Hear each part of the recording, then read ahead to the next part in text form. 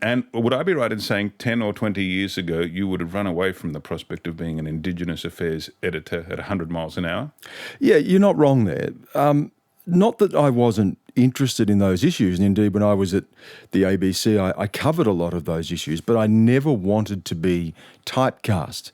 I've seen that far too often in our society, where Indigenous people inevitably are put in a box and marginalised, and their career aspirations are minimalised because of that. So you end up with the Indigenous lawyer or the Indigenous doctor or the Indigenous accountant or whatever it may be.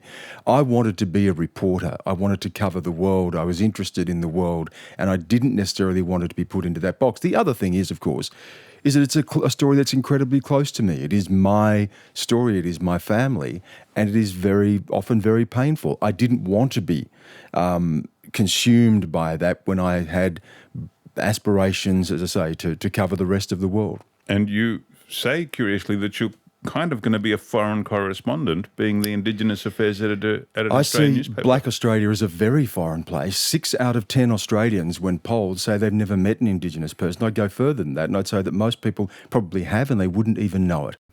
The Adam Goodes story, the positive that emerged from that is that the majority of people said, is this really us? Is this who we want to be? They started asking themselves really hard questions, and every time I've written about this or spoken about this, overwhelmingly people say, thank goodness, we need to have this conversation, and they are ready for this conversation, I would argue, at a time when more than we have ever been.